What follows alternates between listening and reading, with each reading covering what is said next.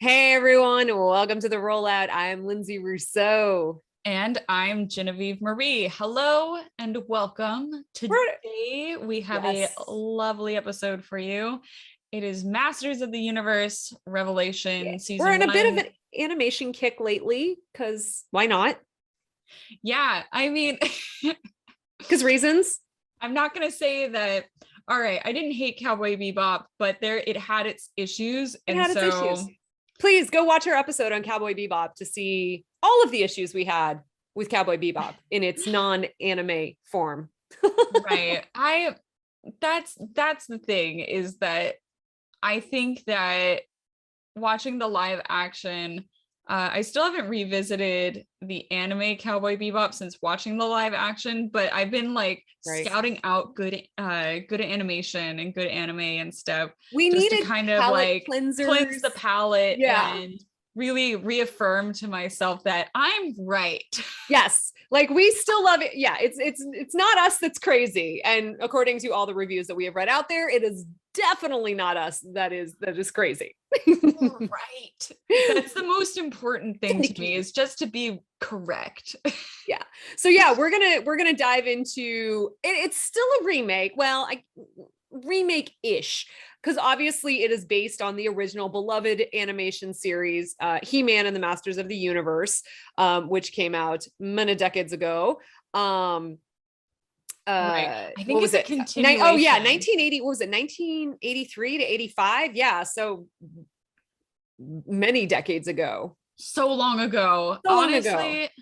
I believe it's a continuation. Yeah, I mean that's what Kevin Smith has said. Who Kevin Smith is the creator of this new version, and yeah, it picks up right where they left off when the show ended in 1985. Yeah, Which I respect that. I really don't want a remake of anything anymore. I'm just tired of that. Well, and it sounds like Disney's trying to do the same thing, because we on Disney Day a couple weeks ago, we did get the announcement that we're getting X-Men 1997, which is supposed to pick up right after the old X-Men left off. Obviously, we don't know much beyond that, but I think you're right. Like maybe people are just tired of reboots. Like if stuff's good, don't try and fix it, because you're just gonna piss people off. So. But the cynical side of me is coming out. Yeah, I know. Let me explain. So studios realize that doing remakes is making everybody fucking angry.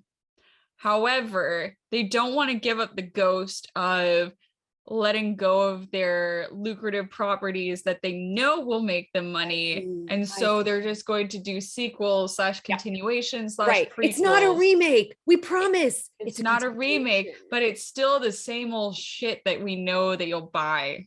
Yeah, and we're not going to piss you off by and also this Masters of the Universe comes complete, and they really went full 80s with it, with its own toy line. Yes, of course. I mean, it's, again, the company behind it is a toy company, so there's no that was going to happen. Which that Transformers War for Cybertron, same thing. Hasbro had a toy line to sell. They gave us 3 seasons of an animated series to sell said toys. But it doesn't mean we can't enjoy it. But yes, we understand that merch is integral to animation, to specifically kids, and this is more like teen kids animation, but yeah. Right. I mean, they're already making toys out of video game characters, like Fortnite has their own like line of toys. Overwatch has I know a line of toys. Overwatch has their own line of toys. I mean, this has its own line of toys. And then what else was I seeing? I mean, like every Marvel thing, of course, has its own stuff as well. It's just the game. I mean, you've got to, and that's where most of the money is made, quite frankly. Yes. It's not made. I mean, yes, it's feature films, a shit ton of money is made at the box office. But as we learned with the original Star Wars, merch, merchandise far beyond after people are going to the theaters. And so, that's where the money is to be had.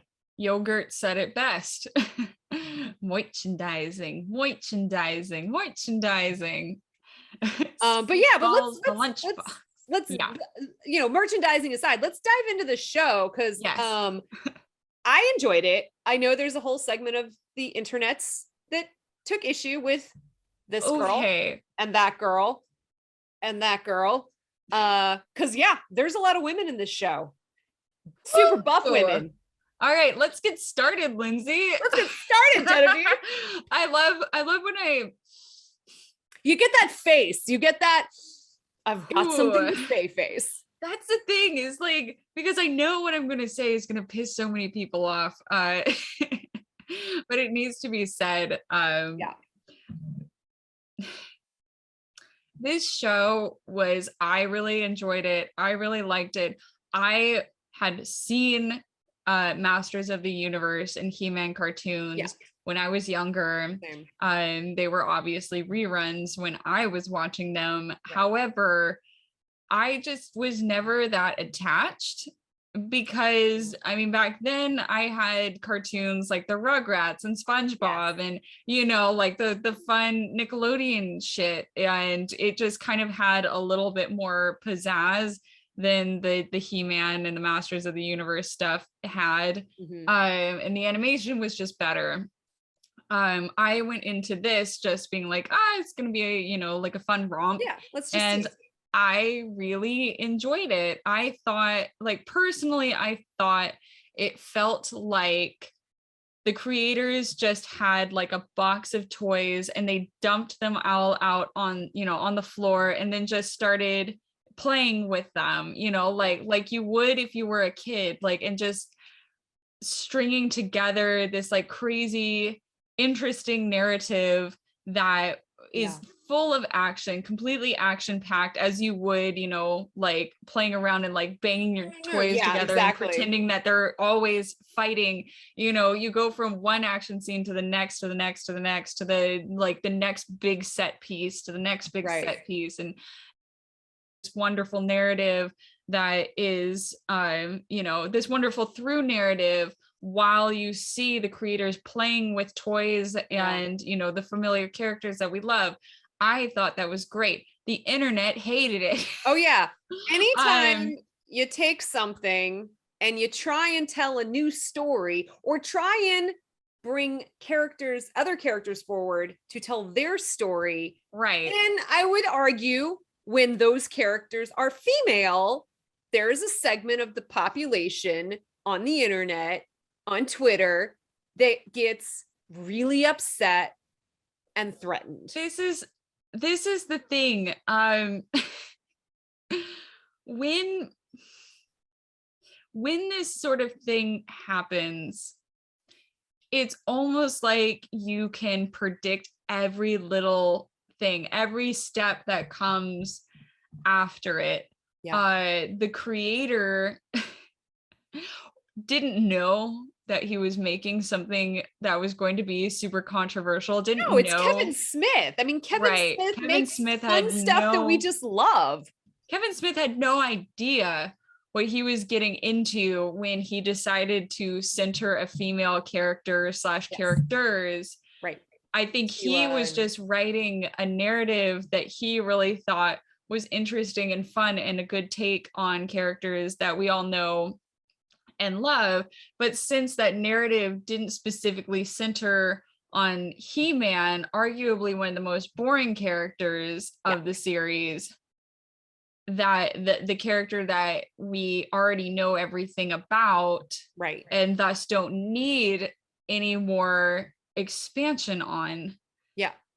People lost their shit. People lost their shit. He got himself in such hot water. Honestly, He-Man was never something that was precious to me. So I was never a fan, quite frankly. I can't exactly like come from it from that fan perspective and see it in that light. I just saw it as somebody taking an old property and kind of dusting it off and giving it a new look. And the new look that it was given, in my opinion, was something that was fresh and new and interesting. And appealed to a broader audience. It appealed to a broader audience. It definitely was, it definitely was, I don't think he knew that it was a risk, but it was absolutely a risk. Yeah. I think, honestly, I think Kevin Smith was looking at the characters and thinking that, like, the story is never just about He-Man. Right. You know, the cartoons were never just about He-Man. It's No, about the team. all the other team. Yeah. Right. It's about a team effort. And, you know, He-Man, you know, he does what he does, and in the end, he saves the day. You know, he always saves the day, but he can't do it without his friends with him. Right. And really, the story is about friendship and about teamwork and about everybody putting in, you know, putting in their piece, being able to contribute and do what they do best in order to, you know, achieve the best outcome, in order to win the day.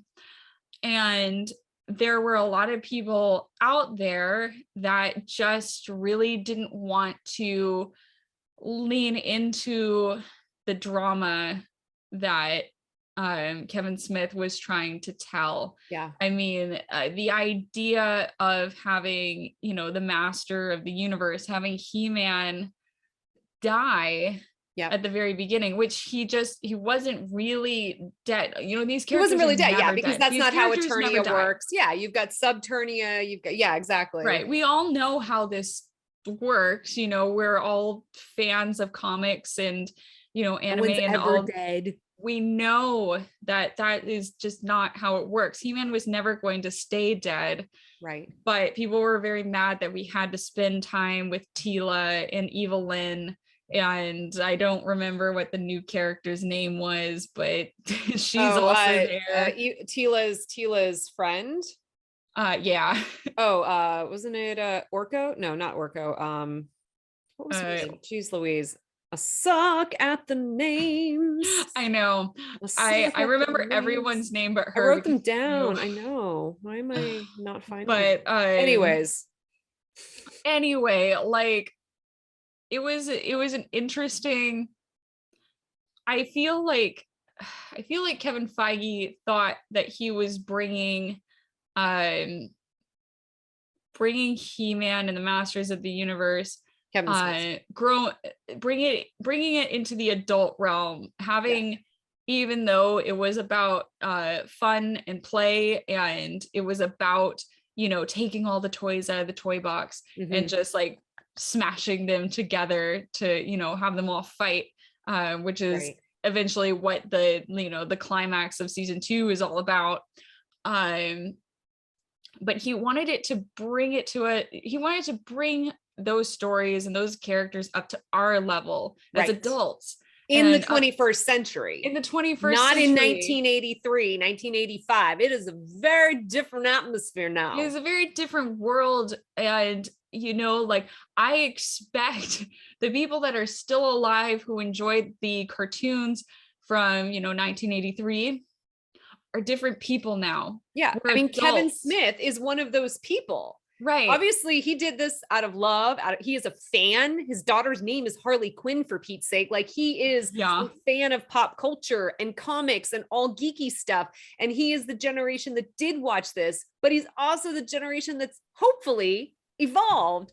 And I mean, we're decades it's not that far of a stretch to assume that we are decades older, we are decades wiser. We have grown out of being children, and therefore we should want to have something that is more elevated, that speaks to us as adults, as, you know, to our feelings and our emotions and to our experiences that we're having right now, rather than trying to grasp at something that was in, you know, back in our childhood. You know, we are above that. And I feel to create a story that is anything less than what we got would be to dumb down the audience, to be playing to the lowest common denominator. And I don't believe in that. No, and to tell, and this is the thing that bothers me so much, is that just because you're telling the story of characters whose stories haven't been told before, or you're elevating voices that haven't been heard before, doesn't mean you're disregarding everything No. else that came before. We're not throwing He-Man away. And as we saw in part 2 of Masters of the Universe, He-Man comes back and he does his He-Man thing. He freaking hulks out for the last, couple episodes. But it's like, the fact that people feel threatened anytime another story or another voice comes forward, it just baffles me, because it's like, no, that's what I loved about this iteration of the show, was like, it showed that He-Man needed his team, and that it showed what happens when he didn't have them around. And just because Tila takes the front stage for a large chunk of this doesn't mean He-Man's irrelevant. It just means, like you said, we have other stories to tell that are interesting, that we haven't heard before. We don't need to know more about He-Man because we know a lot about him. Yeah, and to be frank, like when you are the hero or you have to play the straight man. Yeah. It's boring. It is one of the hardest things to do, because you want to be the villain, or you want to be like the crazy sidekick. You want to have something that's a little bit more meaty and a little bit more, a little bit more meaningful. But like you can't grab that character, like the straight man / the hero character is kind of, for us, in the past a bit. Yeah. We still have those types of characters, but they're very nuanced nowadays. Like Thor Ragnarok, that character, when we had Thor in the beginning, he was playing the straight man, he was playing the hero, and there wasn't that much to grab onto, and audiences didn't respond to it that well. Once we got Thor from Thor Ragnarok, and he's, kind of nutty, he's grown up a bit, he's got like his own character quirks and stuff. People absolutely love him. He's a fan favorite now.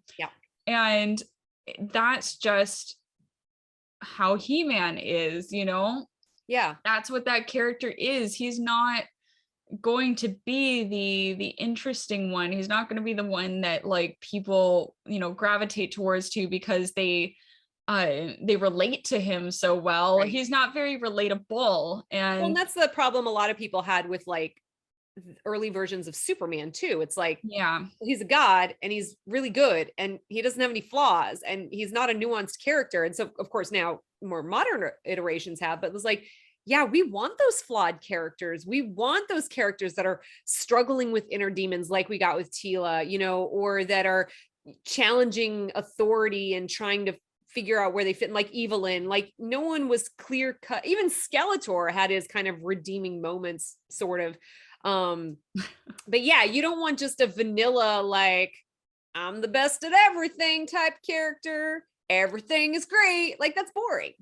Right. And it is like, I do want that character because it is nice to have the sort of Superman, the one who is the best of us, sort of character as a good role model, but they don't need to take center stage all the time. I would argue that they shouldn't. It's good to have, that character. They're good at being motivators and like letting other people find the best of themselves through knowing them and interacting with them. But as far as somebody, or as far as a character that's going to drive the narrative, you need to have a character that is conflicted, that has issues to work out, or they have conflict. And having, instead of being a fully realized hero like He-Man is, comfortable in his skin, doesn't really ever have doubts about himself, this, that, the other thing, like he's got his secret, but that never seemed to really matter until this show. It's not that interesting, and it doesn't really serve to drive a narrative forward. And not one that is engaging, whereas Tila has, she actually has a dog in the fight, and she has she also has reason not to do the good thing. She has reason not to fight for Eternia. And, you know, she has every right to say no to that call to adventure. He-Man is always going to say yes to that call to adventure. And that's boring. I'm sorry, but that is just how storytelling works. And with people getting mad about this, it just seems so... It's so infantile, quite frankly. It's kind of silly. Yeah. When you're not thinking of the bigger picture, when you're not thinking of how storytelling, you know, how good storytelling is made, and not everything has to be formulaic and structured, but for the most part, for a Hollywood production, it needs to have a structure, or else your departments aren't going to be in sync with one another, and they're not going to know what project they're working on. Right, and the final project, the final product is going to be bullshit. Yeah, We've seen this 1,000 times. The Suicide Squad, for heaven's sake. Yeah. Like, we've seen it happen. Yeah. And I would rather have something that's pissing people off. Yeah.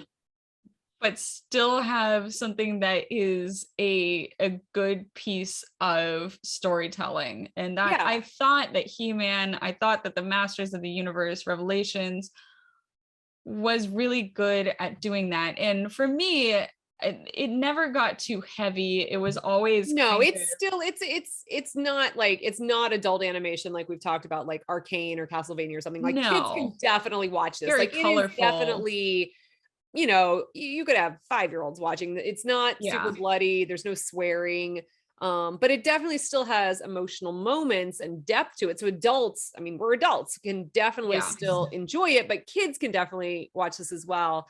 And the thing I really enjoyed as well is that they gave us obviously predominant female characters, but with their character design, with the art, they gave us characters that had muscle, and they weren't waifs, and they had unique bodies in, you know, and that's something I really enjoyed, because, you know, in a lot of times in animated form, the female characters can sometimes be more sexually provocative. You know, if you look at, you know, like your Poison Ivies or your Harley Quinns or things that. So I really enjoyed that they gave us this badass chick with these massive muscles, and even evil-lyn. I'm like, she's a sorcerer, but she obviously still goes to the gym and takes her creatine, because yeah, she does. So even when they put her in the crop top, I was like, she is ripped. You get it, girl. I had those abs, I would show them off. Yeah, evil-lyn was my favorite character. So I think, you know, for little kids to be able to see characters like that, you know, it's like, it's not your Barbie dolls. It's like, yeah, I can be big and muscular too as a girl. Right. And I mean, we didn't, as much as we, you know, sung its praises, we didn't talk about that in Arcane either. Yeah. Where, you know, you do get like, you know, you do get Vi, who is very, you know, she's very strong and athletic. And then you have her sister Jinx, who is, you know, more slender and very waifish. And you don't really ever quite land on a character that has that like perfect female body type, you know, like the one that is always marketed to us. Yeah. And this one, you know, Masters of the Universe, y'all better be fucking ripped, no matter what gender literally you subscribe to, because of the universe. Like, I feel like there's everybody's no ambiguity there. You better be ready to throw down. Everybody's bringing their A game into this fight. So like, I don't think that any one of these characters would, you know, say no to the gym. No. And they obviously, you know, it made sense, especially the world that they were living in, especially after He-Man died, when everybody has to take care of themselves, and, you know, the magic is dying out and everybody's got to find their own way in the world. You know, you get that sort of like rough and tumble, like it didn't quite get to Mad Max standards. No, not quite Mad Max. But it was on its way there. And so you definitely got that feeling that, you had that, you better bulk up, you better, find a way to survive somehow, whether it be, your wits or your muscles or, right. I really enjoyed that bit of it too, because it only made sense. And the action figures that they are based off of, the original ones, I mean, those characters are also jacked. The women are jacked. Yeah, for sure. Like their thigh muscles looks like they're, smuggling Christmas hams out of a Ralph's. So, it's not like they're grabbing, grasping at straws or pulling shit out of their ass, just because they want to do a strong female character. Right, exactly. They're grabbing from the cartoon and, the old cartoon, and they're grabbing from the action figures themselves. I mean, a lot of those action figures, to be honest, are just the same mold repainted right. into something else, like to make them other characters. So like everybody just kind of does have that same physique. Yeah. But yeah, I totally agree with you. The muscles and people, it's like The Last of Us Part 2, where people were arguing about one of the female protagonists' muscles, and they're like, a woman couldn't get that big. And it's like, have you watched MMA or have you watched MMA or seen bodybuilding? And dude, we're about to bodybuilder? see, I mean, we've seen leaked photos of Natalie Portman getting ripped for Thor: Love and Thunder. I mean, obviously she's not going Ronda Rousey ripped, but like she put on some muscle for that role. So like, yeah, what? Women can't get, and that's the thing, is the character in The Last of Us didn't even get as ripped as a woman can get. Like the female bodybuilder ripped. That's insane. Dude, those chicks are insane. I mean, I don't mean insane crazy. I'm like, their bodies are insane. Yeah, no, they're just like cut to the nines.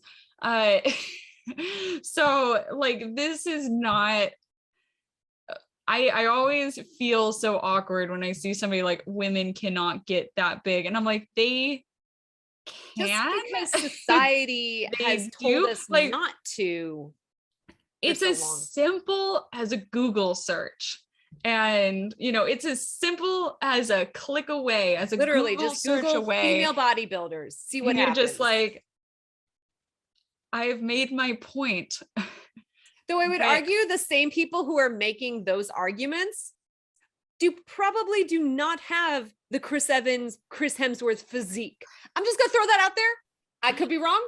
I mean, but I'm just gonna go on the limb and say do or they Chris don't. Hemsworth is not saying that. Right. Regardless if they do or they don't, they're just wrong. It's a weird sort of thing that we continually see exists out there, where people deny certain shapes of female bodies. Well, and also we're in a fantasy world where beastmen exist. Right. So even if you're going to make the argument that women in the real universe can't get that buff, we're in a fantasy world where animals can talk and there's magic and little gnome creatures can fly. And like, yeah, women can get ripped too.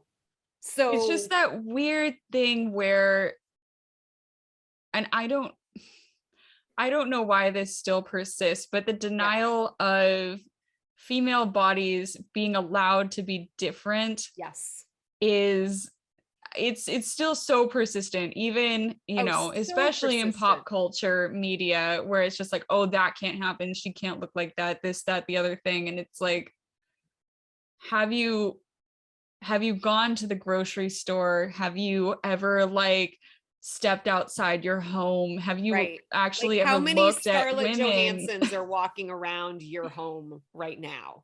Just like, have you ever looked at women in the real world and acknowledged that we come in all different shapes and sizes, and like, and even then, like, not all of us, dress like Barbies. Not all of us are, into ultra feminine stuff, and nor should we be, And there's nothing wrong It's with just those weird. who are, That's because just it's something, a spectrum. Yeah.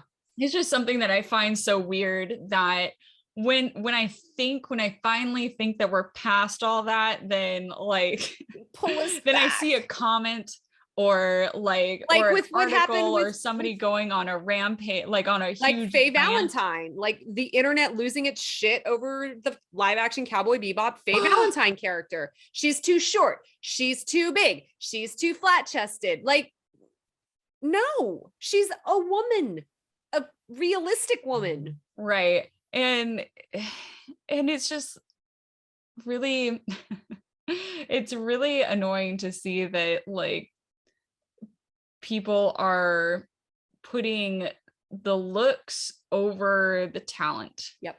And you do have that, of course you have that to some extent with men. Like, you're always, no matter what it is, if there is a casting announcement for something people have been anticipating, you're going to get pushback from all sides for every single character. But most of the time, the women tend to get it the worst, because all that is really valued by the people commenting is the looks. The look.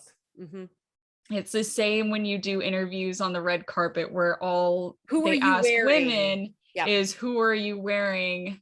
And like, how do you breathe? I think like there was one person asked Scarlett Johansson like what kind of underwear she was wearing, like what kind of underwear you wear with that dress or whatever, and she like just like snapped back, like, did you ask him what type of underwear he was wearing? That's really personal and weird of you to do that.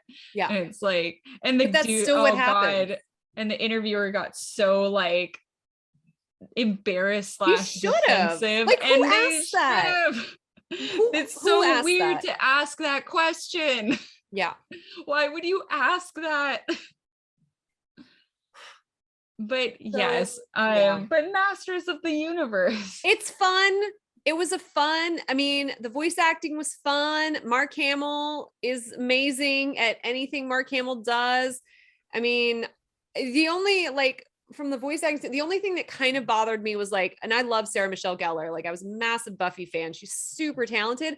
I just personally didn't feel like I couldn't hear her voice coming out of that body. And it wasn't anything to do with her acting. Just for me, I was just like, that's not the voice I affiliate with this, but that's like so minor because her acting was on point.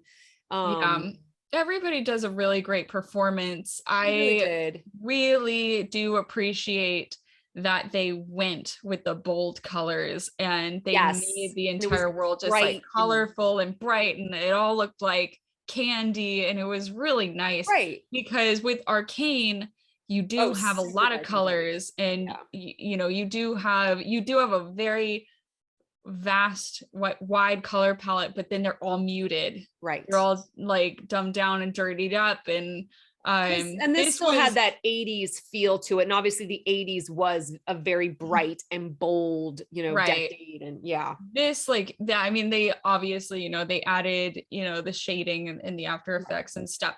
However, they really kept to that big bright bold color palette, and I think that really served them very well. Like the music, I don't know, there was nothing like here or there, like it didn't stand out to me. It didn't, but not in a bad way either. No, or a good way. Not in a bad way, not a good way, necessarily in like a you wowed me way. But it definitely worked for the show. It didn't strike me like Arcane did or other animated features. Right. But, and it was usually kicks you in the balls with a good right score. But this also was still kind of a kid, I mean, yes, it's for adults, but it was still kind of a kids animated show. It was nostalgic. So I knew what I was getting into when I watched it. Like, I wasn't expecting the dark, gritty, like Arcane, Castlevania sort of thing. Like, I'm going into it like, I'm going to watch, the continuation of a story from the 80s. And I enjoyed it based and on to be honest, what it if you're was. going to be introducing some of the silly ass characters that they do have, you know, on their roster, because some of those toys are just, and they brought them all out, by the way. I Oh, do yeah. have to give them props for just reaching so deep into their roster of toys and just like shamelessly bringing them out and being Yeah. like, yeah, that's a thing. It exists. You thought it was weird, but yeah, it still is in this universe. Right. Like we're committed, the commitment to some of those weird characters. Yeah. Without that bright color palette and without the commitment to play and, you know, just that levity, Yeah. it would have all fallen apart, because anything like some of the things in there, some of those characters, if you were to play it completely straight, would have just gone over But I like a also lead feel like balloon. then it wouldn't have been a show Kevin Smith did, because obviously Oh yeah. Kevin Oh Smith yeah. has given us Clerks and, you know, J.M. Silent Bob, and it's like I feel like he is a master of the comedy, but also the nuanced comedy, and still finding a way to ground that comedy, but still having a lot of those moments of levity and having those off the hinge crazy characters as well. Yeah, it was a good balance. I did enjoy this, and it was nice, you know, after a hard day's work to come home and just turn on something that is just that's just fun, you know. It's not going to make or break your life. I would argue that this is not going to break your childhood apart, like so many people on the internet have said. If you watched the original, you'll be fine. Right. I mean, my fiance, who grew up with these toys, like when they were first coming out, who grew up with the TV show, he really likes the show. And, you know, like he just like will point out like random things like on screen and be like, oh, that was this line, that was that. I remember when that came out.